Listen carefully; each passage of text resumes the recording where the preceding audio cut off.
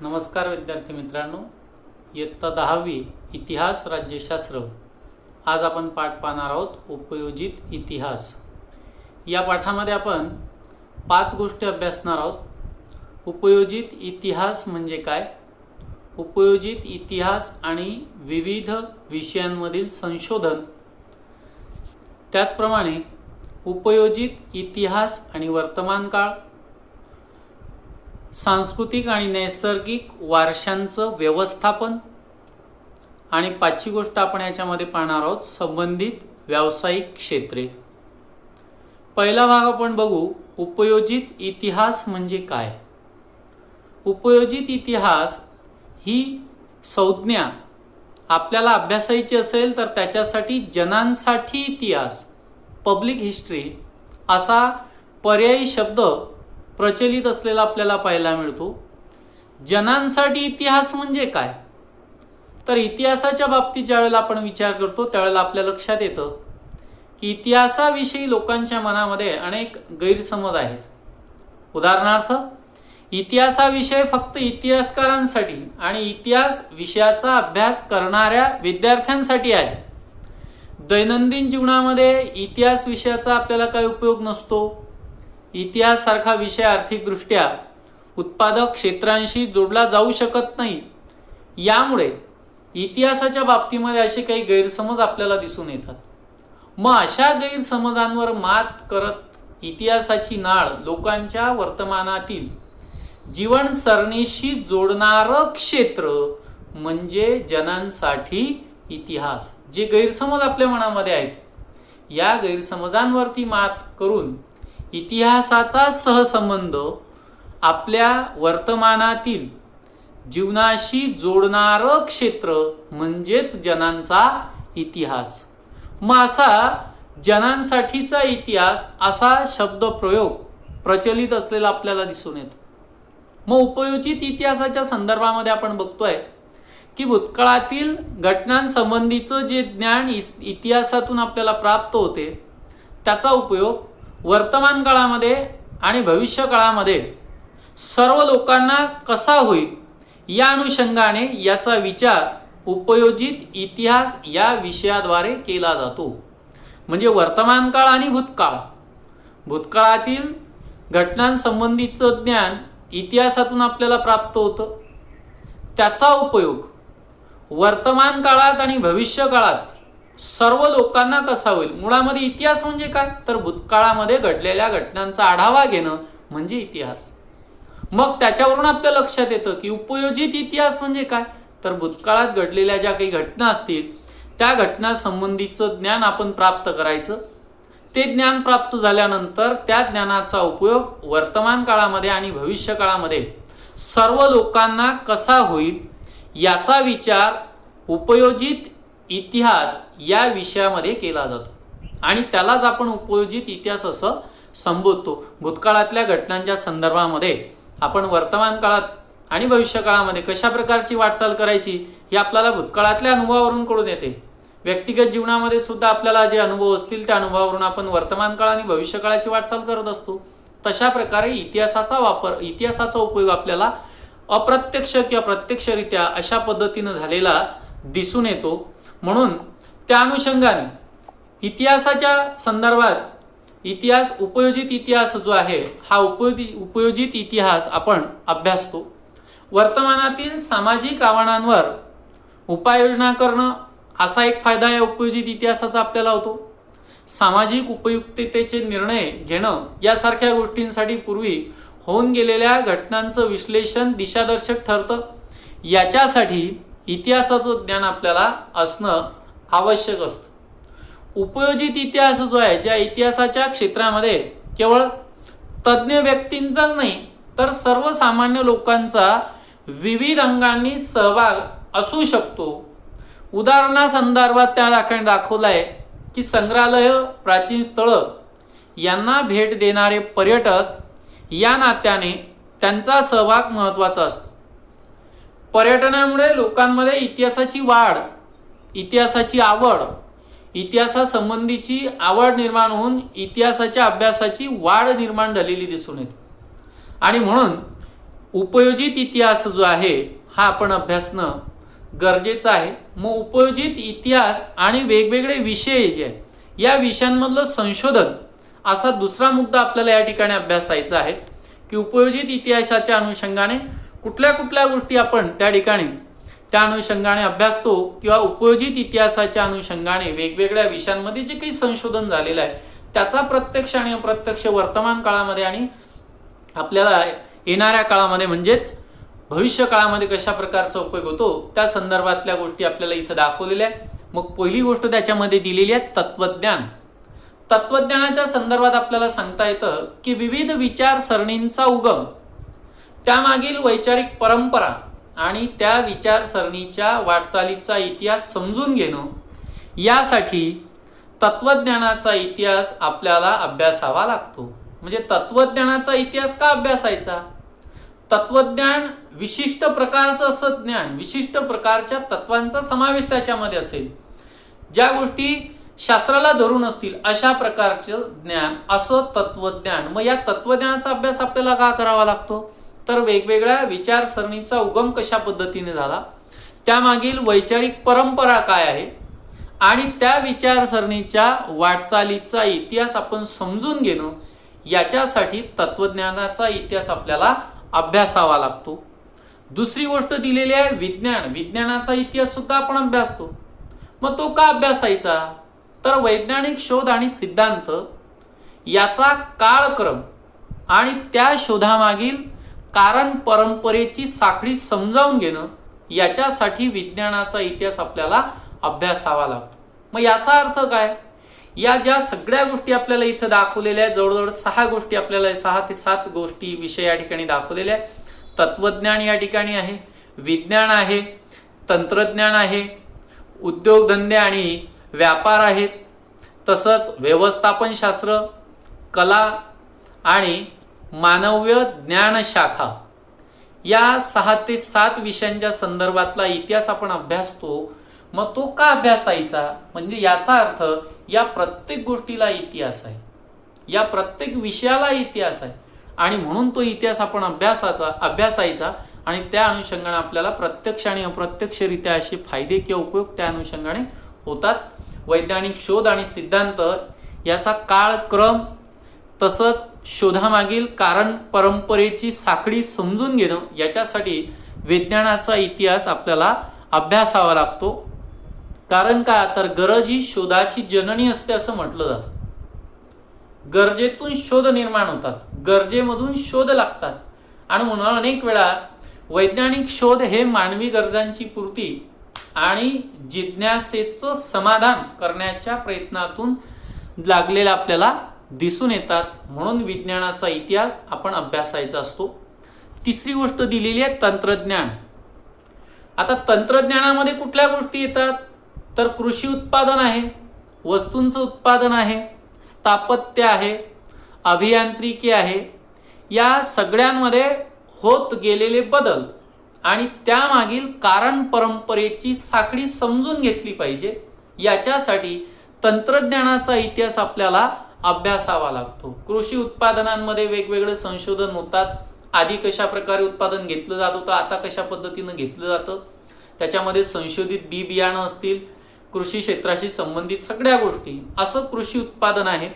वस्तूंचं उत्पादन आहे, दैनंदिन वापराच्या ज्या काही वस्तू असतील या सगळ्या वस्तू. स्थापत्य क्षेत्र आहे, बांधकाम क्षेत्र आहे, अभियांत्रिकी आहेत, इंजिनिअरिंग ज्याला आपण म्हणतो, सर्व क्षेत्रांमध्ये असलेलं इंजिनिअरिंगचं क्षेत्र आहे. या सगळ्यांच्या बाबतीत होत गेलेले बदल आणि त्यामागील कारण परंपरेची साखळी समजून घेणं यासाठी तंत्रज्ञानाचा इतिहास आपल्याला अभ्यासावा लागतो. चौथा विषय दिलेला आहे उद्योगधंदे आणि व्यापार. उद्योगधंदे आणि व्यापार यामुळे मानवी समाजामधील परस्पर व्यवहाराचं क्षेत्र विस्तारत जातं आणि त्यामुळे सांस्कृतिक संबंधाचं जाळं सुद्धा विकसित होतं. उद्योगधंदे आणि व्यापाराच्या व्यवस्थापनाचाच एक भाग असतो. त्याचा इतिहास समजून घेणं महत्त्वाचं असतं आणि म्हणून बाजार आणि व्यापार याचं स्वरूप बदलत जातं.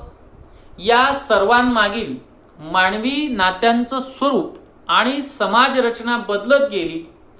हा सर्व प्रवास जर आपल्याला समजून घ्यायचा असेल, हा प्रवास समजण्यासाठी सांस्कृतिक घडण, सामाजिक रचना आणि आर्थिक व्यवस्था इत्यादींचा अभ्यास आपल्याला करावा लागतो. म्हणजे थोडक्यात काय, तर उद्योग आणि व्यापाराचा इतिहास आपण अभ्यासतो. मग उद्योग आणि व्यापाराचा इतिहास अभ्यासताना नेमकं त्याच्यामध्ये आपण काय अभ्यासतो, तर त्याच्यामध्ये आपण या गोष्टी अभ्यासतो.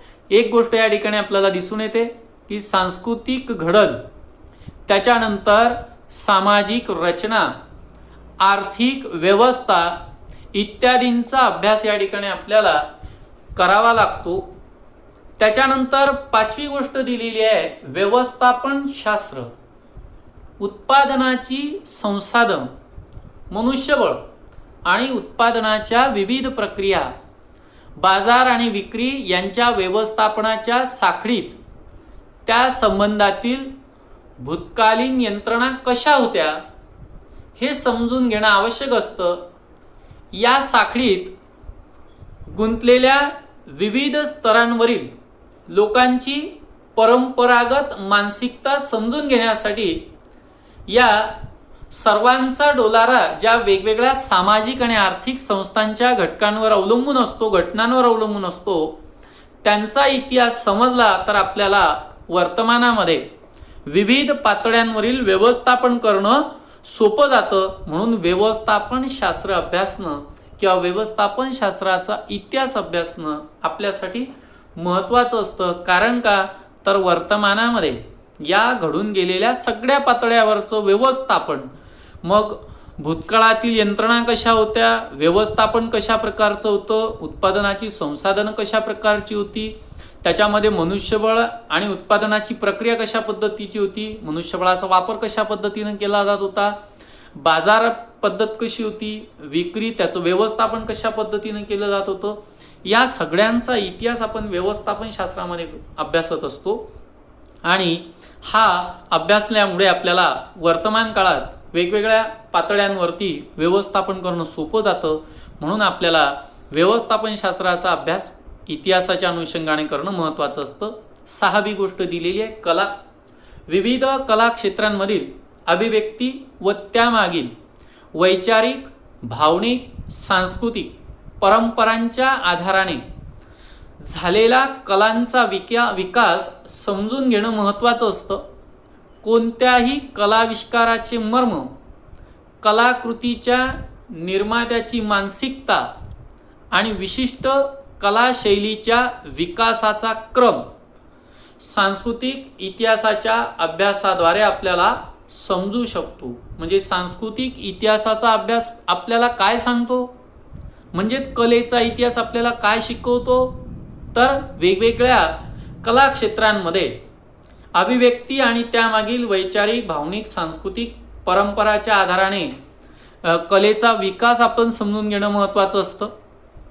तसंच कुठल्याही कलाविष्काराचं मर्म, त्याचं मूळ, कलाकृतीच्या निर्मात्याची मानसिकता, कलाकाराची मानसिकता आहे, कलाकृतीचा जो निर्माता आहे कलाकार, त्याची मानसिकता आणि विशिष्ट कलाशैलीच्या विकासाचा क्रम सांस्कृतिक इतिहासाच्या अभ्यासाद्वारे आपल्याला समजू शकतो. म्हणून कलेचा इतिहास अभ्यासला जातो.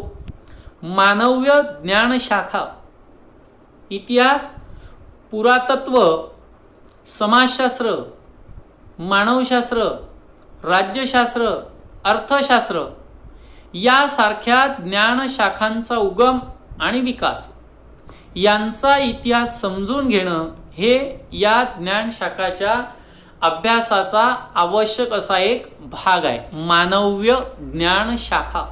मग मानव्य ज्ञानशाखा त्या कोणत्या, तर मानव्य ज्ञानशाखांमध्ये इतिहास ही एक शाखा आली, त्याच्यानंतर पुरातत्व, समाजशास्त्र, मानवशास्त्र, राज्यशास्त्र आणि अर्थशास्त्र या सगळ्या शाखा, या सर्व ज्ञानशाखांचा उगम आणि विकास यांचा इतिहास समजून घेणं हे या ज्ञानशाखांच्या अभ्यासाचा आवश्यक एक भाग म्हणून ओळखला जातो आणि त्या अनुषंगाने तत्वज्ञान ही विज्ञान आणि इतर सर्वच शाखांची जननी मानली जाते. म्हणून अशा पद्धतीनं मानवीय ज्ञान शाखा यांचा इतिहास सुद्धा अभ्यासणं गरजेचं दिसून येतं. तिसरा भाग याच्यामध्ये आपल्याला दिलेला आहे उपयोजित इतिहास आणि वर्तमान काळ. आपल्याला माहिती आहे इतिहासाचा दैनंदिन व्यवहारामध्ये उपयोग काय असा प्रश्न आपल्याला नेहमी पडतो की इतिहासाचा फायदा काय, इतिहासाचा उपयोग काय.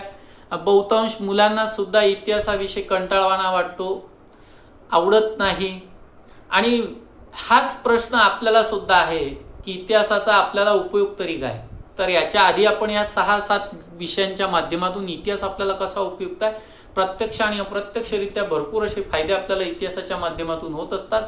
भूतकाळात घडलेल्या घटनांचा आढावा आपण घेतो तो याच्यासाठीच की आपल्याला वर्तमान काळातली आणि भविष्यकाळातली वाटचाल सुकर व्हावी, भूतकाळामध्ये झालेल्या चुका पुन्हा आपल्या हातून घडू नये, पुन्हा आपल्याला तशा प्रकारचं अपयश येऊ नये, अपयश का आलं होतं या सगळ्या गोष्टीचा इतिहास आपण त्या ठिकाणी भूतकाळाच्या अनुषंगाने अभ्यासतो आणि वर्तमान काळ आणि भविष्यकाळ आपला त्याच्यातून उज्ज्वल करत असतो. म्हणून इतिहास अभ्यासावा. इतिहासाचा दैनंदिन व्यवहारामध्ये आपल्याला उपयोग काय तर त्या अनुषंगाने हा मुद्दा अत्यंत महत्त्वाचा आहे. उपयोजित इतिहास म्हणजे काय या प्रश्नाच्या उत्तरात वरील प्रश्नाचं उत्तरही आपल्याला त्या अनुषंगाने प्राप्त होतं. भूतकाळाचे मूर्त आणि अमूर्त स्वरूपातील अनेक अवशेष वर्तमान काळामध्ये अस्तित्वात आहेत. आपण मूर्त वारसा कुठला आणि अमूर्त वारसा कुठला म्हणजेच काय तर सांस्कृतिक आणि नैसर्गिक वारसे त्यांचं व्यवस्थापन असा भाग आपल्याला पुढच्या मुद्द्यामध्ये आहे. त्याच्यामध्ये आपल्याला मूर्त आणि अमूर्त स्वरूपाचे अवशेष कोणते, त्याचे प्रकार कुठले तर ते दिलेले आपण ते पुढे अभ्यासणार आहोत.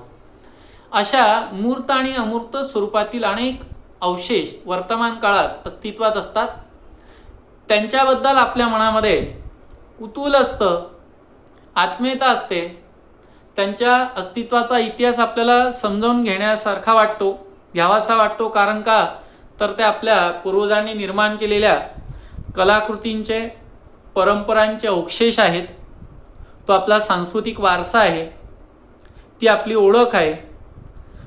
त्याच्या इतिहासाचं ज्ञान आपल्याला आपल्या उगमाकडे घेऊन जाते आणि म्हणून सांस्कृतिक वारसा आपल्याला आणि पुढील पिढ्यांच्या हितासाठी दीर्घकाळ जतन करण्याची, त्याचे संवर्धन करण्याची आवश्यकता निर्माण होते.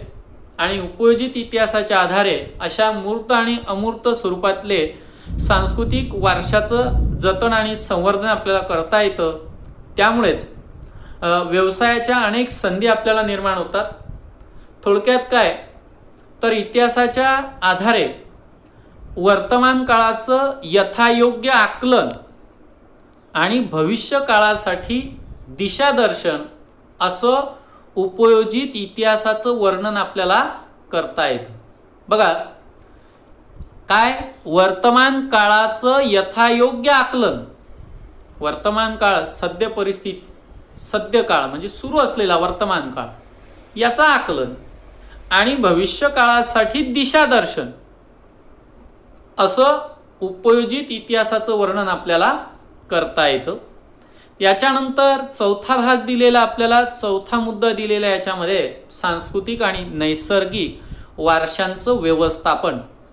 मग याच्यामध्ये सांस्कृतिक वारसा कुठला, मानवनिर्मित अशा स्वरूपाचा सांस्कृतिक वारसा आहे. मग त्याच्यामध्ये दोन गोष्टी आपल्याला पाहिजे, एक मूर्त स्वरूपाचा वारसा आणि एक अमूर्त स्वरूपाचा वारसा. मूर्त स्वरूपाचा वारसा याच्यामध्ये प्राचीन स्थळ आहेत, वास्तू आहेत, वस्तू आहेत, हस्तलिखित आहेत, शिल्प, चित्र या साऱ्या गोष्टींचा समावेश हा मूर्त सांस्कृतिक वारशामध्ये केला जातो. दुसरा भाग आहे त्याच्यातला अमूर्त सांस्कृतिक वारसा. याच्यामध्ये कुठल्या गोष्टी येतात तर मौखिक परंपरा आणि त्याच्यासाठी उपयोगात आणली जाणारी भाषा, तसंच पारंपरिक ज्ञान पारंपरिक ज्ञान आहे, सण समारंभ साजरे करण्याच्या सामाजिक पद्धती आहेत, धार्मिक विधी आहेत, कला आणि सादरीकरणाच्या पद्धती आहेत, विशिष्ट पारंपरिक कौशल्य आहेत. अशा परंपरा, पद्धती, कौशल्य इत्यादींचं प्रतिनिधित्व करणारा समूह किंवा गट म्हणजेच अमूर्त सांस्कृतिक वारसा. मौखिक परंपरा आपल्याला माहिती आहे. मौखिक परंपरेमध्ये भजनं आहे, कवनं आहे, आपले वेद आहेत, पोवाडे आहेत, भावगीतं आहेत, याच्यासारखे. त्याच्यासाठी उपयोगात आणली जाणारी भाषा आहे. काळानुसार भाषा बदलत असते, भाषेमध्ये बदल होत असतो, भाषेला सुद्धा इतिहास आहे. तशा प्रकारे त्याच्यानंतर पारंपरिक स्वरूपाचं ज्ञान आहे, परंपरेने चालत आलेल्या काही गोष्टी आहेत, त्याच्यामध्ये बदल होत असतात. सण समारंभ आहेत, कलांचं सादरीकरण आहे, पारंपरिक कौशल्य आहेत, या सगळ्या गोष्टी, या सर्वांचा समावेश हा सांस्कृतिक वारशामध्ये होत असतो. आणि त्याच्यामध्ये हे दोन भाग आहेत, मूर्त आणि अमूर्त. दुसरा आहे नैसर्गिक वारसा. या नैसर्गिक वारशामध्ये 3 गोष्टी दाखवलेल्या आहेत. पहिली आहे प्राणी, दुसरी वनस्पती सृष्टी आणि तिसरी गोष्ट यांच्या अस्तित्वासाठी आवश्यक असणाऱ्या परिसंस्था आणि भूरचनात्मक वैशिष्ट्य. परिसंस्था आपल्याला विज्ञानामध्ये हा भाग आहे, खालच्या वर्गांमध्ये सुद्धा तो अभ्यासलेला असेल आपण, की प्रत्येक विषयाच्या संदर्भात, प्रत्येक विज्ञानाच्या संकल्पनेच्या संदर्भामध्ये ती परिसंस्था असते. अशी परिसंस्था अगदी उगमापासून म्हणजे मुळापासून तर आजपर्यंतच्या तिचा संपूर्ण आढावा, अशा प्रकारची ही परिसंस्था. आणि ही परिसंस्था आणि भूरचनात्मक वैशिष्ट्य अशा गोष्टी या नैसर्गिक वारशामध्ये मोडल्या जातात. मग या नैसर्गिक वारशाचा जर आपण विचार केला तर नैसर्गिक वारशाच्या अनुषंगाने आपल्या लक्षात येतं की मानवी पिढ्यांच्या हितासाठी आपल्या वारशाचं जतन होणं आवश्यक आहे. का तर नामशेष होण्याच्या वाटेवर असलेल्या सांस्कृतिक आणि नैसर्गिक वारशाचं जतन आणि संवर्धन होण्यासाठी युनेस्को ही इनोची एक सहसंघटना आहे. इनोचाच एक भाग आपण म्हटलं तरी चालेल, की ज्याच्यामध्ये या संघटनेमध्ये शैक्षणिक, त्याच्यानंतर सामाजिक आणि सांस्कृतिक स्वरूपाचा अभ्यास केला जातो. युनेस्को असं जागतिक या संघटनेने अशी काही तत्व जाहीर केलेली आहेत. त्या तत्वाच्या अनुषंगाने, त्या दिशादर्शक तत्वांच्या आधाराने जागतिक वारशाच्या पदास पात्र ठरणारी स्थळं दिलेली आहेत. जागतिक पातळीवरची, देश पातळीवरची काही स्थळं आपल्याला दिलेली आहे पाठ्यपुस्तकामध्ये. त्यांच्या याद्या आपल्याला बघा या ठिकाणी दाखवलेल्या आहेत, या दिलेल्या आहेत. या याद्यांचं आपण अवलोकन करू शकतो. आपल्याला कृतीपत्रिकेमध्ये काही गोष्टी या अनुषंगाने विचारल्या जातात. संपूर्ण आढावा त्या संदर्भात दिलेला आहे. बघा, भारतातील जागतिक मौखिक आणि अमूर्त वारसा यादीमध्ये समाविष्ट झालेल्या परंपरा दिलेल्या आहेत आपल्या देश पातळीवरच्या जागतिक स्वरूपातल्या. त्याच्यानंतर भारतातील जागतिक वारसा स्थळं सांस्कृतिक, त्याच्यामध्ये आग्र्याचा किल्ला, अजिंठा लेणी, वेरूळची लेणी आहे, ताजमहल आहे.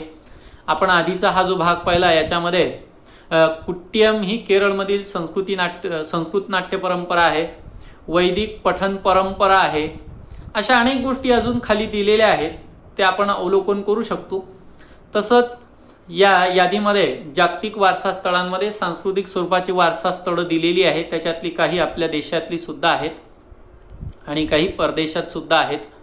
बहुतांश याच्यात यामध्ये आपल्याला भारतातली दाखवलेली आहेत. नंतर भारतातील जागतिक वारसा स्थळं दिलेली आहे. काझीरंगा राष्ट्रीय उद्यान आहे, केवलदेव राष्ट्रीय उद्यान, मानस वन्यजीव अभयारण्य आहे, सुंदरबन उद्यान आहे, नंदादेवी आणि व्हॅली ऑफ फ्लॉवर्स राष्ट्रीय उद्यानं, पश्चिम घाट, ग्रेट हिमालयन पार्क यासारखी काही स्थळं आहेत. भारतातील मिश्र स्वरूपाचे जागतिक वारसा स्थळ कांचनगंगा राष्ट्रीय उद्यानाचा समावेश त्याच्यामध्ये होतो. युनेस्कोच्या जागतिक नैसर्गिक वारशाच्या यादीमध्ये 2012 मध्ये पश्चिम घाटाचा समावेश झालेला आहे. त्याच्यामध्ये सातारा जिल्ह्यातलं कास पठार, या कास पठाराचा समावेश आपल्याला झालेला दिसून येतो. पश्चिम घाट रांगांमध्येच हा एक सांस्कृतिक ठेवा, सांस्कृतिक वारसा म्हणून ओळखला जाणारा भाग आहे. असं या सांस्कृतिक वारशामध्ये आपण सांगू शकतो या अनुषंगाने. त्याच्यानंतर पुढचा भाग दिलेला आपल्याला उपयोजित इतिहासाच्या संदर्भामध्ये, की उपयोजित इतिहासाद्वारे आपल्याला काय करता येते किंवा उपयोजित इतिहासाचे उपयोग किंवा उपयोजित इतिहासाचे फायदे आपण म्हणू शकतो. उपयोजित इतिहासाचं महत्त्व आपण त्याला म्हणू शकतो. उपयोजित इतिहासाद्वारे आपल्याला पुढील गोष्टी करता येतात. पहिली गोष्ट दिलेली आहे की वेगवेगळे जे प्रकल्प असतात त्या प्रकल्पांच्या अंतर्गत वारसा स्थळांमुळे मूळ स्वरूप न बदलता जतन आणि संवर्धनाची कामं करणं आपल्याला सोपं जातं. दुसरी गोष्ट, स्थानिक सामाजिक घडण आणि मानसिकता, त्याच्यापुढे असणारी वर्तमानातील विविध आव्हानं, स्थानिक लोकांच्या अपेक्षा, याचा आढावा आपल्याला घेता येतो. तिसरी गोष्ट, उपयोजित इतिहासाच्या महत्त्वातून आपल्याला सांगता येते सांस्कृतिक वारसा स्थळांचं जतन आणि संवर्धन करत असताना स्थानिक लोकांच्या भावना दुखावल्या जाऊ नये याच्यासाठी कराव्या लागणाऱ्या उपाययोजनांचं नियोजन सुद्धा आपल्याला या माध्यमातून करता येतं. चौथं महत्त्व आहे की स्थानिक लोकांना त्या प्रकल्पात सामील करून घेता येतं आपल्याला. आणि पाचवी गोष्ट दाखवलेली आहे, स्थानिक लोकांच्या परंपरागत कौशल्यांना प्रोत्साहन देऊ शकतील अशा उद्योग व्यवसायांना चालना मिळावी यासाठी पद्धतशीर नियोजन करणं शक्य होतं. अशा पद्धतीनं उपयोजित इतिहासाद्वारे आपल्याला या साऱ्या गोष्टी करता येतात. शेवटचा पाचवा घटक आपल्याला याच्यातला दिलेला आहे, संबंधित व्यावसायिक क्षेत्र याच्याशी संबंधित असलेली संबंधित कायदेशीर नियम आणि सार्वजनिक धोरण ठरवण्यासाठी इतिहासाचं ज्ञान जे आहे ते पूरक ठरतं. त्याच्यामध्ये या व्यावसायिक क्षेत्रांमधल्या काही गोष्टी दाखवलेल्या आहेत. संग्रहालय आणि अभिलेखागार, ऐतिहासिक स्थळांचं जतन आणि संवर्धन आहे. चौथी गोष्ट आहे पर्यटन आणि आतिथ्य आहे. आणि तिसरी गोष्ट पर्यटन आणि आतिथ्य. चौथी गोष्ट दिलेली आहे मनोरंजन आणि संपर्क माध्यम. या 4 व्यावसायिक क्षेत्र याच्याशी संबंधित असलेली आपल्याला पाहायला मिळतात. आणि त्या अनुषंगाने काही गोष्टी आपल्याला इथं दाखवलेल्या आहेत, अभिलेखागाराच्या संदर्भामध्ये दिलेल्या आहेत. त्याचबरोबर इंडियन म्युझियम कलकत्ता या ठिकाणचं त्या संदर्भातली माहिती आपल्याला इथं दिसते आहे. अशा या साऱ्या गोष्टी आपल्याला याच्या माध्यमातून अभ्यासता येतात. आणि म्हणून उपयोजित इतिहास जो आहे तो अभ्यासणं अत्यंत महत्त्वाचं आणि गरजेचं असलेलं आपल्याला याच्या माध्यमातून लक्षात येतं. ठीक आहे, धन्यवाद.